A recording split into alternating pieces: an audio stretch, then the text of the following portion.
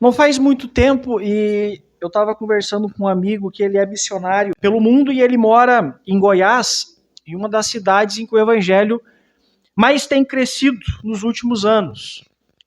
Mas, curiosamente, ao mesmo tempo em que o evangelho tem crescido nessa cidade, o índice de criminalidade tem subido muito também. Ele até brincou comigo, se as estatísticas estiverem todas certas, só pode que tem gente saindo do culto e indo cometer algum tipo de delito. Isso nos leva a uma reflexão óbvia e profunda.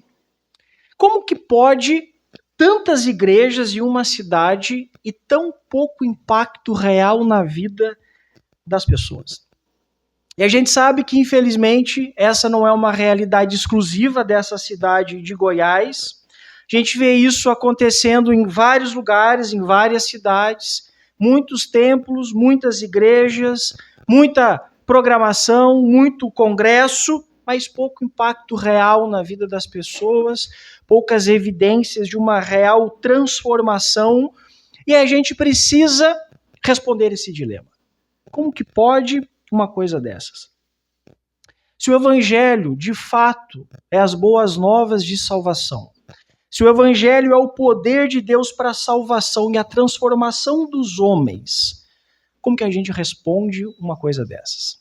E eu penso que Mateus, capítulo 5, versículo 13, lança luz sobre essa questão e nos ajuda a compreender melhor um pouco sobre o nosso papel enquanto crente aqui no mundo.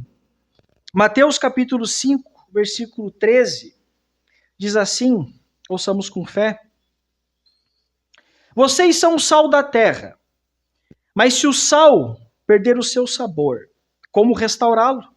Não servirá para nada, exceto para ser jogado fora e pisado pelos homens. Vamos ao Senhor em oração? Senhor, obrigado pelo teu amor, pela tua bondade, pelas tuas infinitas misericórdias que se renovam a cada manhã. Obrigado, Senhor, pelo privilégio que o Senhor nos dá de estarmos aqui nessa noite, onde nós oramos a tua palavra, nós cantamos a tua palavra e agora vamos ouvir a tua palavra. Que o teu Espírito Santo aplique essas verdades na nossa alma e que possamos sair daqui convictos de que tu és um Deus bom, de que tu és um Deus misericordioso e que temos também um chamado, uma resposta a dar diante de ti e diante dos homens também. Ajuda-nos, Pai, é a nossa oração em nome de Jesus. Amém. Podem se sentar.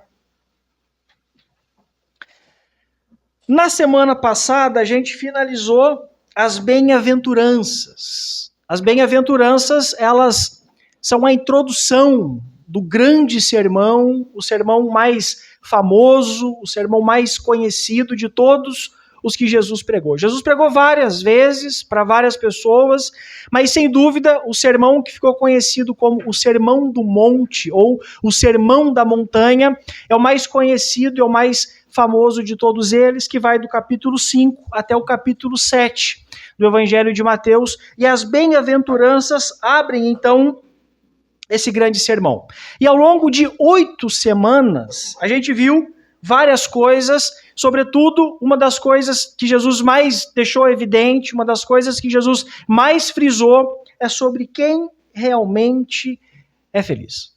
Quando a gente fala sobre felicidade, a gente está falando sobre algo que é desejo comum de todas as pessoas. Afinal, ninguém projeta levar uma vida infeliz. Ninguém faz planos para ter uma vida mal-sucedida, ninguém faz planos para ter uma vida frustrada. Todas as pessoas, crentes e descrentes, desejam a felicidade. Mas aí vem a pergunta, quem realmente é feliz? Será que são os poderosos? Será que são os ricos? Será que são os influentes? Quem são os verdadeiramente felizes? E Jesus deixa claro, embora a gente viva em um mundo relativo, em um mundo onde é difícil falar sobre uma verdade absoluta, Jesus é claro em dizer que feliz mesmo é o cristão.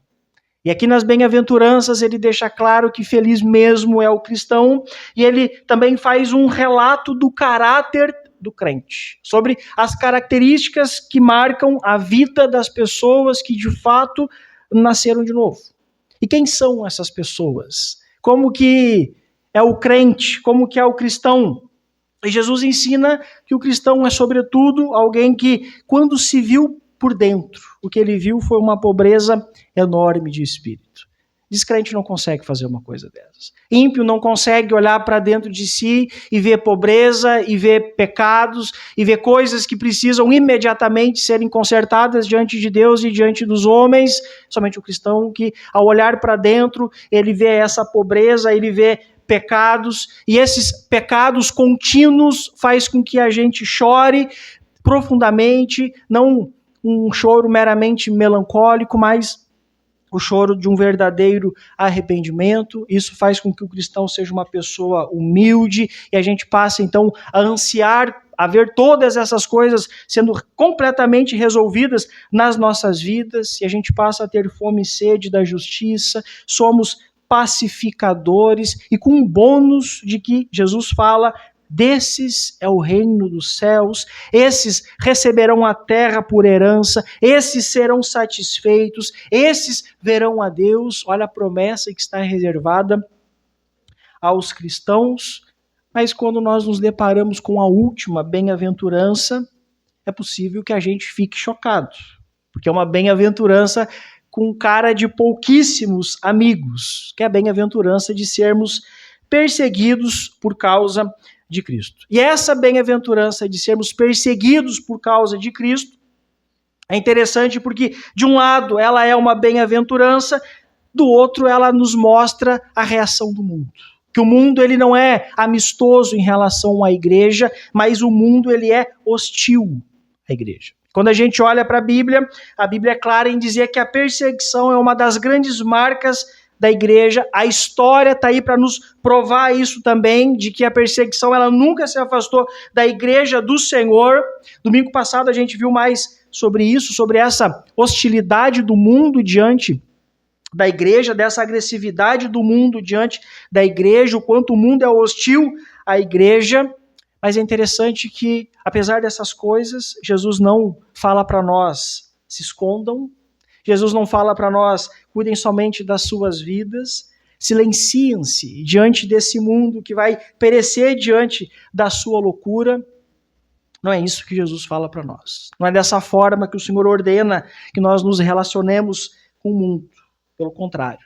O Senhor diz que é exatamente nesse mundo hostil, é precisamente nesse mundo agressivo à igreja, esse mundo que nos persegue, é exatamente a esse mundo que nós somos enviados, e nós somos enviados com basicamente duas funções. A primeira, de nós sermos sal, e a segunda, de nós sermos luz para esse mundo. E o que significa nós sermos sal e luz?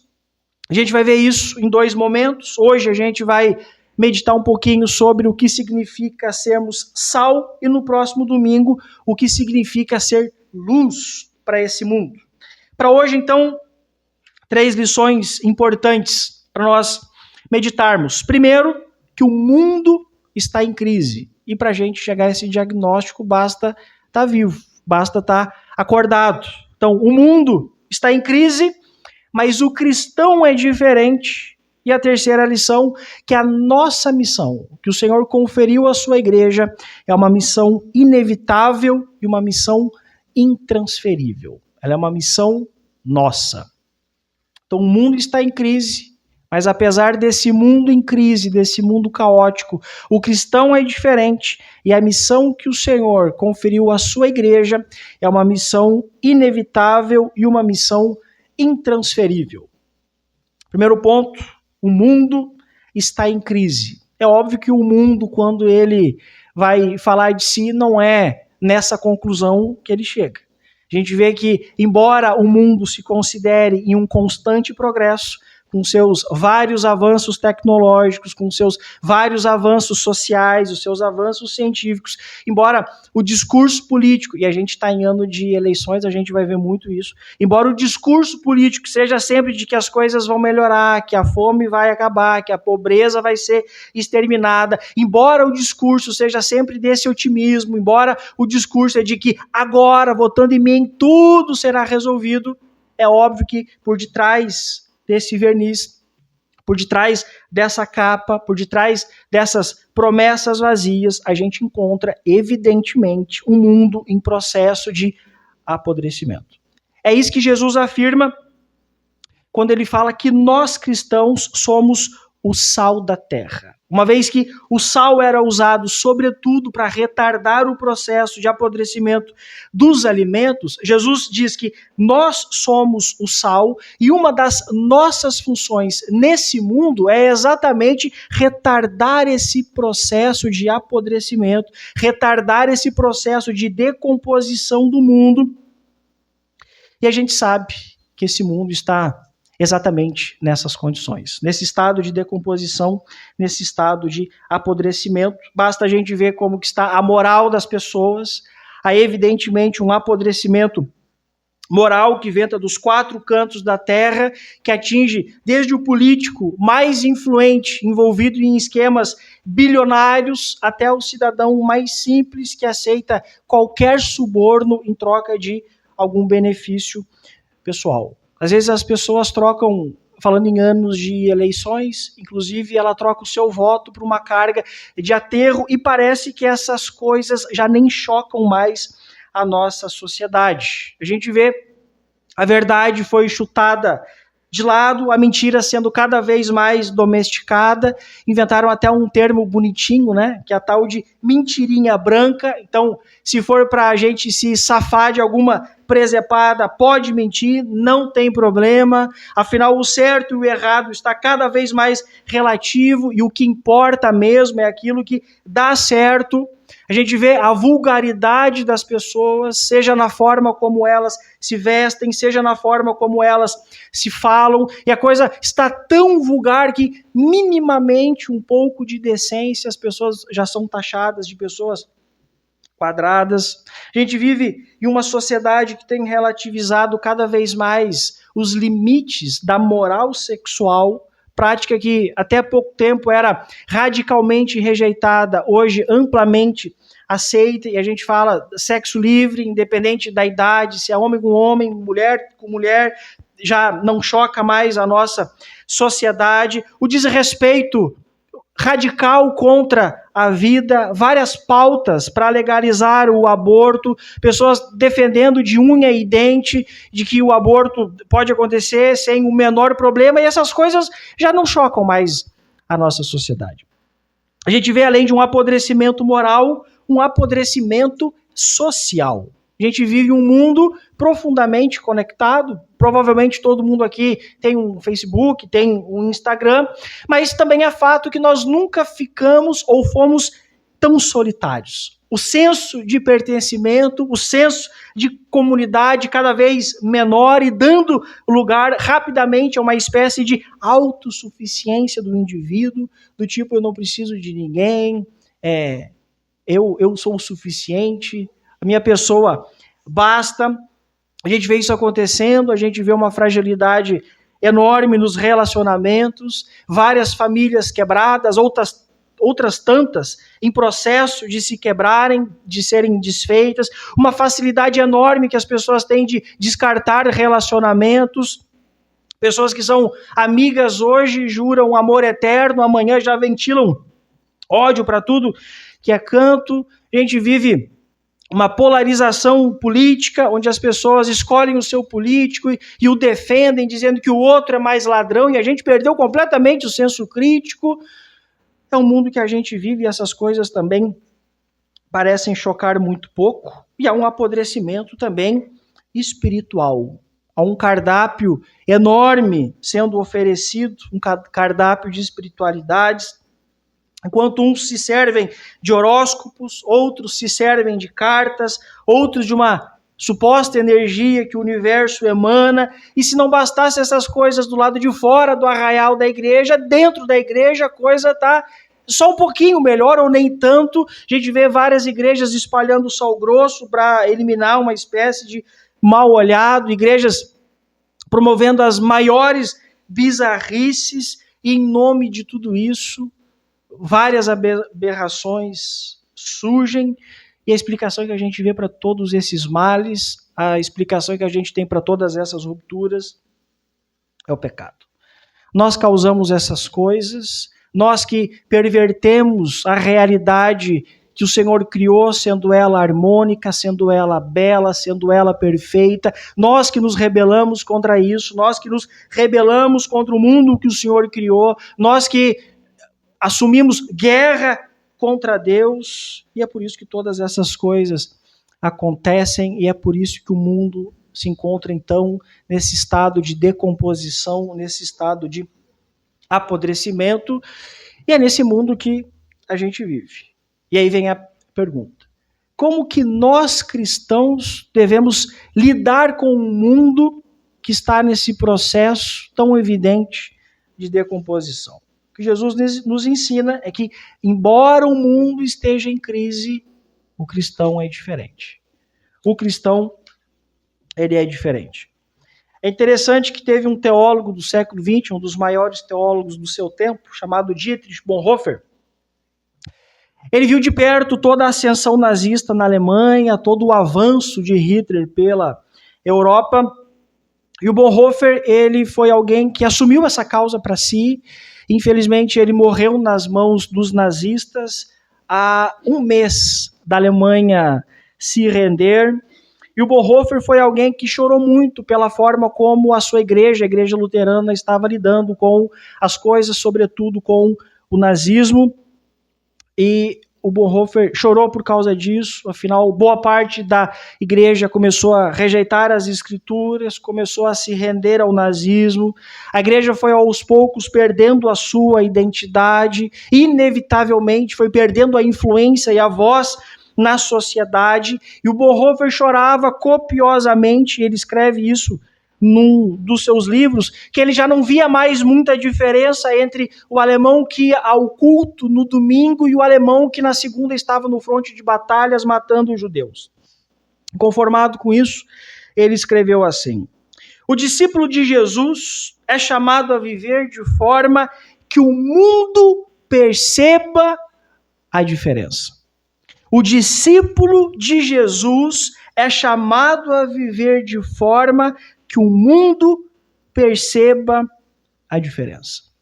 Nós cristãos precisamos assumir a nossa identidade de cristãos de modo que o mundo perceba a diferença. E aí a gente também precisa perguntar se isso é possível.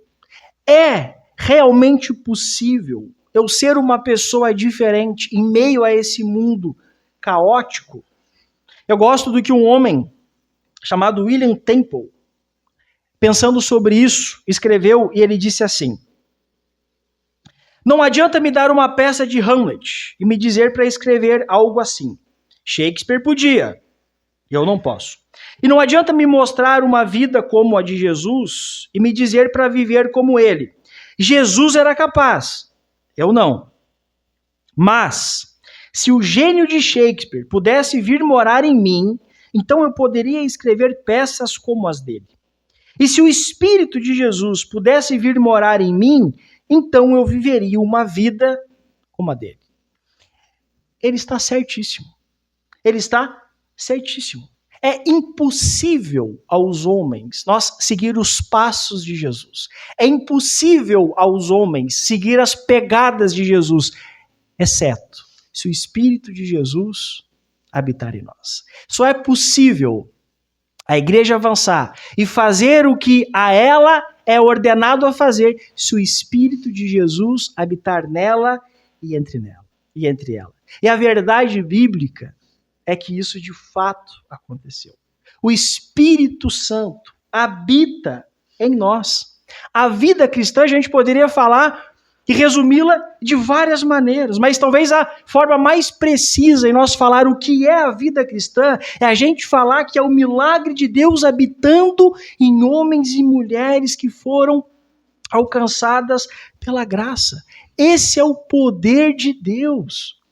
Então, essa vida que Jesus requer do seu povo só é possível porque o Espírito Santo habita em nós. Perceba que esse convite de Jesus, esse convite do Evangelho, não é simplesmente a nós copiarmos a vida de Jesus nessa relação aluno e mestre. Mas o Evangelho ele nos une a Cristo para que a própria vida de Cristo seja reproduzida em nós pelo poder do Espírito Santo que habita em nós. É por isso que o cristão não só pode, mas deve ser diferente. Essa é a razão fundamental pela qual o mundo, mesmo que esteja nesse processo de apodrecimento, de decadência, de decomposição, quando ele olha para um cristão, ele diz que aquela pessoa é diferente. Porque o cristão é alguém que foi alcançado pela graça de Deus, alguém que recebeu o Espírito Santo, alguém que teve o seu coração transformado, alguém que teve a sua mente esclarecida, a sua mente iluminada, não só para entender, compreender o Evangelho, mas receber o Evangelho como verdade absoluta. Por isso que o cristão pode ser diferente. Por isso que o cristão ele é diferente. Por isso que nesse mundo, em processo de apodrecimento moral, o cristão é convocado a abandonar completamente a mentira, como Paulo escreve aos Efésios. Nesse mundo marcado pelo conflito e pelo ódio, Deus faz de seus filhos embaixadores da reconciliação, que é o que Paulo escreve à igreja de Corinto. Nesse mundo mergulhado em trevas, nesse mundo mesmo, Jesus envia a sua igreja para anunciar a esse mundo a única esperança, o Evangelho. E nós só conseguimos promover o Evangelho porque é o Espírito Santo que habita em nós. Precisamos promover o Evangelho. Precisamos pregar o Evangelho. E talvez um dos grandes exemplos para nós na história da igreja seja George Whitefield. Foi um grande pregador, um homem que pregou incansavelmente o Evangelho, um dos maiores pregadores da história, um homem que pegava fogo pelas verdades bíblicas. Esse homem começou a pregar nos campos abertos da Inglaterra, coisa que até então não acontecia. E um dia o George Whitefield foi pregar em um lugar onde os mineiros trabalhavam, eram mineiros que trabalhavam com carvão, não tinha obviamente uma estrutura. O George Whitefield improvisou ali um púlpito, disse que estaria pregando naquele mesmo lugar depois de algumas horas. As pessoas começaram a se reunir, a se preparar para esse encontro. Quando o George Whitefield chegou, haviam ali 200 homens reunidos para simplesmente ouvirem a palavra do Senhor, mas não eram homens e mulheres legais como nós aqui. Eram pessoas completamente pervertidas. Pessoas devassas, pessoas dadas às mais possíveis promiscuidades da vida. Eram pessoas com problema de alcoolismo, homens violentos, homens que batiam nas suas esposas em casa, e esses homens, por conta do seu trabalho, estavam ali para ouvi-lo completamente sujo. E aí o Whitefield começou a pregar com profunda ousadia. Ele dizia que os homens são arruinados pelo pecado, redimidos por Cristo, regenerados pelo Espírito Santo, e dizia a eles que aqueles homens poderiam ter uma vida nova, aqueles homens poderiam ter os seus corações transformados, que eles poderiam se tornarem novas pessoas e uma nova criatura, que eles poderiam ter então um novo começo em Deus. E ele começava a falar isso, enquanto aqueles homens bárbaros ouviam o Evangelho, o rosto daqueles homens começou a descer marcas brancas em seus rostos sujos de carvão. Aqueles homens estavam chorando diante de George Whitefield, porque a verdade do Evangelho estava rompendo com toda a incredulidade da alma deles, e aquelas pessoas começaram a se converterem ao Senhor. Um mês depois, eles marcaram de novo um novo encontro, e aí não haviam apenas 200 pessoas, mas 12 mil pessoas reunidas ali, ao redor daquele púlpito improvisado para ouvir a mensagem do Evangelho. Porque é só o Evangelho, meus irmãos. Pautas sociais não têm esse poder, ONGs não têm esse poder, somente o poder do Evangelho. O Evangelho que é o poder de Deus para a salvação de homens. E quando ele é pregado, o Espírito Santo foi rompendo com a incredulidade daqueles homens, aqueles homens foram sendo convertidos a Deus. Anos depois, o mesmo George Whitefield, já cansadinho, doente, ele orou assim ao Senhor: Senhor Jesus, estou cansado no teu trabalho, mas não do teu trabalho.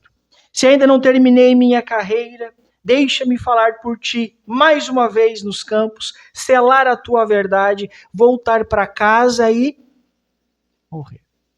Esse homem vivia de modo tão intenso que ele queria fazer tudo para o Senhor, de modo que no final da vida não faltasse nada exceto morrer. Essa mesma conclusão chegou ao missionário Jim Elliot. Ele disse assim: viva de tal forma que ao final de sua vida você não tenha mais nada a fazer a Deus, a não ser morrer. Isso aqui não é militância barata, isso aqui não é colocar salvação naquilo que a gente faz, mas isso aqui é a gente cumprir com o compromisso que nós firmamos diante de Deus e diante dos homens quando nós fomos convertidos a Cristo. De que nós falaríamos do amor de Deus aos nossos amigos, que nós falaríamos do amor de Deus aos nossos familiares, que nós não esconderíamos o Evangelho entre os nossos bolsos, mas nós o proclamaríamos com verdade absoluta, porque assim o Evangelho é.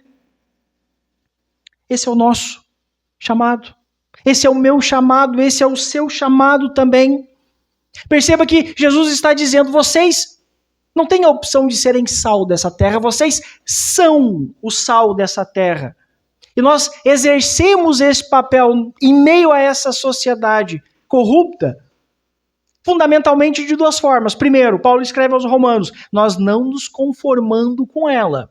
Como se o mundo fosse um sapato, nossa vida um pé, e a gente moldando o nosso pé nesse sapato conforme o tamanho dela. Paulo vai dizer: não, vocês não vão conformar o pensamento de vocês de acordo com o mundo. Pelo contrário, vocês vão pregar o Evangelho a esse mundo. É dessa forma que nós somos sal. Dessa forma que nós somos sal. Dessa forma que nós devemos testemunhar o nosso Salvador. Talvez o Senhor não tenha chamado ninguém aqui para ser um George Whitefield, para pregar para 12 mil pessoas sujas, violentas e bêbadas. Mas o Senhor te chamou para você fazer isso daqui nos ambientes em que você transita, nos ambientes em que você vive. É na escola, é no trabalho, é na repartição pública, é com os amigos. Esse é o nosso chamado enquanto crente. Esse é o nosso campo missionário. O Senhor nos coloca nesse lugar, fundamentalmente, para que a verdade do Evangelho seja exposta. Então o mundo está caótico, o mundo é isso mesmo, não adianta a gente bater o pé, é isso aí, mas o cristão é diferente. Aí a gente volta para aquele primeiro dilema, né? Como podem tantas pessoas sendo convertidas e pouco impacto real na vida delas? Porque o Senhor está dizendo que o cristão é o sal da terra. Não basta apenas membrar em uma igreja. Embora a conversão exija a confissão pública, não é uma mera confissão pública que nos faz crentes. Embora o Senhor nos peça várias coisas, não são essas coisas que nos fazem crentes. Por isso que a gente vê o número de evangélicos crescendo em vários ambientes, mas pouco impacto real na vida das pessoas. Mas o cristão é diferente. A igreja do Senhor, ela é diferente. E a terceira lição que o Senhor Jesus nos ensina é que essa missão de ser sal é uma missão inevitável e ela é uma missão intransferível. Imagina, lembrem que Jesus está no monte, então tem várias pessoas, talvez milhares de pessoas ouvindo esse sermão, mas isso Jesus não fala para a multidão. As bem-aventuranças, e isso daqui Jesus fala exclusivamente para os seus discípulos. E Jesus diz a eles: vocês são o sal da terra. E somente vocês que são o sal da terra. O mundo jamais será sal de si mesmo. Essa incumbência é da igreja. Essa incumbência é do povo de Deus. E para surpresa ou para o nosso constrangimento, se nós não cumprirmos com essa missão, a gente perde a nossa utilidade. Por isso que Jesus, na sequência, ele diz assim: mas se o sal perder o seu sabor, como restaurá-lo? Não servirá para nada, exceto para ser jogado fora e pisado pelos homens. Perceba como é forte, como é impactante isso daqui que Jesus está dizendo. Ele está dizendo que há algo que dá sentido ao sal. Que existe algo que faz o sal ser sal. E se o sal perder exatamente isso, ele não vai deixar de ser sal. Mas ele não vai servir para nada, exceto para ser jogado fora e pisado pelos homens. Talvez isso que Jesus fala aqui seja estranho para nós, mas era totalmente compreensível para os discípulos que estavam ouvindo, porque as casas antigas, principalmente de Jerusalém ou das cidades em que as ruas eram todas desniveladas, boa parte das casas elas ficavam no nível abaixo da rua e o telhado ficava exatamente no nível da rua. Tem uma história na Bíblia que diz que 4 amigos carregaram um paralítico e desceram ele até Jesus.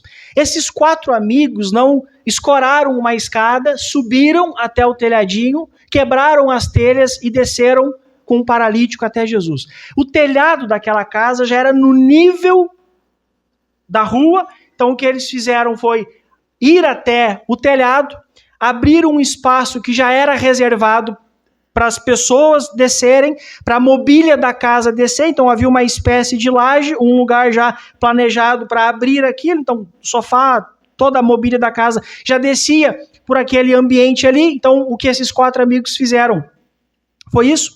E quando Jesus diz que se o sal perder o seu sabor, ele é jogado fora e pisado aos homens, ele está lembrando disso, porque esses telhados havia uma laje, e nessa laje era onde eles faziam o churrasquinho, onde eles faziam as suas confraternizações. E o sal, quando ele perdia o seu sabor, ele era jogado nessa laje para quê? Para tampar fissura, para ajudar na impermeabilização, toda a fissurinha da laje, todo o buraquinho da laje. Sal era jogado ali e as pessoas, enquanto confraternizavam, o que elas faziam? Acabavam, inevitavelmente, pisando em cima do sal. Então o que Jesus está nos mostrando que aquele sal, embora jogado fora e pisado, ele não deixou de ser sal. Mas ele já não cumpria mais com a finalidade pela qual ele existe. Olha o que Jesus está dizendo, que uma igreja, quando ela perde de vista a sua identidade, que uma igreja, quando perde de vista a sua missão como igreja, mesmo que ela continue existindo, mesmo que ela continue promovendo suas atividades, seus eventos, os seus congressos, ela já não faz mais aquilo pela qual ela foi chamada. Ela se assemelha a esse sal, que ao invés de ajudar no processo de apodrecimento da carne que ficava exposta na rua, ao invés de o sal ser usado para dar sabor à comida, é como esse sal que é jogado na laje para tampar fissura e para ser pisada pelos homens. 2 coisas que a gente aprende com isso que Jesus está dizendo. Primeiro, que ser sal é inevitável ao crente. Jesus não diz assim: vou dar uma ideia para vocês. Eu acho legal vocês parecerem como sal. Jesus também não diz: tentem ser sal para ver o que vai dar. Não é isso que Jesus diz. Jesus diz assim: vocês são o sal da terra. Jesus está nos ensinando que a gente deve ajudar nesse processo de conservação desse mundo mau. Embora o mundo é hostil à igreja, o mundo não tem a menor noção do que seria dele sem a igreja, o mundo não tem a menor noção do que seria a vida no mundo sem a igreja, porque se as coisas não estão ainda muito piores, é porque o povo do Senhor está espalhado nesse mundo. A gente vê isso nas nossas relações, quantos amigos incrédulos que às vezes têm vários hábitos horríveis e quando chega um cristão ali, eles param. O que é isso?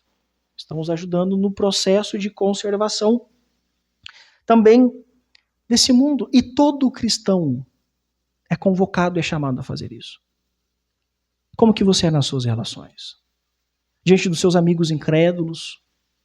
É que a gente está pegando um exemplo simples que todo mundo lida com isso. Quando estão lá falando as maiores barbaridades, se eles conseguem continuar falando essas mesmas besteiras, esses vários palavrões, na sua presença, sem o menor constrangimento. Quando isso acontece, no mínimo a gente precisa refletir profundamente sobre essas coisas. Será que eles estão tão pervertidos assim a ponto de, diante de um cristão, não terem o menor pudor? Ou será que eu, enquanto cristão, enquanto alguém que deveria ajudar nesse processo de conservar esse mundo decadente, não estou contribuindo? E às vezes não só não estou contribuindo, mas ajudo a promover um ambiente hostil à nossa fé. O Senhor condena esse tipo de coisa. E todo cristão é chamado, é convocado a isso. O que Jesus fala aqui também confronta uma ideia muito comum de que nós crentes podemos nos voluntariar a assumirmos essa identidade. Não é isso que Jesus está querendo nos ensinar, e aí a gente, quando analisa, essa questão onde cristãos podem se voluntariar a assumir esse tipo de missão com um chamado de Jesus para as nossas vidas, enquanto alguém que se voluntaria, tem a ideia de alguém que escolhe quando, como participa, a intensidade do seu envolvimento, o quanto ele está disposto a oferecer aquela causa. Com isso que Jesus nos ensina. De que nós somos convocados a fazer isso, porque nós somos alcançados por Jesus. Está no nosso DNA fazer essas coisas, ou deveria estar no nosso DNA assumir essa missão e não calcularmos os custos para ser isso que Jesus reclama de nós. E aqui, meus irmãos, eu reforço de novo a ideia de nós promovermos o Evangelho. Porque é só o Evangelho que muda radicalmente a vida de uma pessoa. Nós cristãos, mas se nós falarmos qualquer coisa que não seja o Evangelho, não vai ajudar nesse processo. Porque é somente o Evangelho que impede a deterioração completa dessa sociedade. Somente o Evangelho que muda completamente o coração do mundo. Somente ele que preserva. Onde o Evangelho é crido, vidas são transformadas, onde vidas são transformadas, famílias são restauradas, comunidades são regeneradas, e dessa forma que as pessoas experimentam a graça de Jesus. Ser sal também é algo intransferível. Jesus é claro quando diz aos seus discípulos, vocês são sal da terra. As ONGs não são sal da terra, o Estado não é sal da terra, nenhum programa social, nenhum avanço científico é sal da terra. Essa missão é minha, essa missão é sua, essa missão é nossa e essa missão é intransferível, essa missão ela é irrevogável. Deus mais uma vez nos dá uma chacoalhadinha para a gente não viver essa fé acomodada. E esse processo evidente de apodrecimento do mundo, o que ele faz é reforçar ainda mais a urgência desse chamado de Jesus. Todos nós, crentes no Senhor, somos chamados, somos convocados a impactar o mundo ao nosso redor, trazendo preservação, vida, esperança para esse mundo em crise. Eu quero terminar esse sermão te encorajando de que Jesus é o Salvador daqueles que são chamados para ser o sal da terra. Antes de Jesus nos dar uma missão, ele nos deu uma nova vida. Antes de Jesus pedir isso a nós, enviarmos a esse mundo, Jesus nos reconciliou com Deus. Cristo ele não entrou apenas na história para retardar esse processo de apodrecimento, mas ele entrou na história para resgatar homens e mulheres que já estavam completamente consumidas pelo pecado. E todos nós aqui éramos parte disso também. Esse mundo caótico, esse mundo em crise, antes nós também estávamos nele. Antes nós também éramos assim. Todos nós estávamos mortos em nossos delitos, todos nós estávamos mortos em nossos pecados, todos nós seguíamos o curso deste mundo, todos nós vivíamos afastados de Deus. Mas porque algumas pessoas assumiram essa identidade de serem sal, que o Evangelho chegou até os nossos ouvidos. Foi por causa disso que o Evangelho chegou até nós. E o Espírito Santo rompeu com a nossa incredulidade e nos converteu a Ele. E é isso que o Senhor nos chama a fazer agora com os outros também, meus irmãos. Então não seja indiferente diante desse mundo caído. Não fique apenas murmurando, reclamando de que o jovem hoje não presta para nada, é difícil para isso, é difícil para aquilo. Seja salvo. E essa realidade, ela só revela a urgência de nós, de fato, fazermos isso. Amém?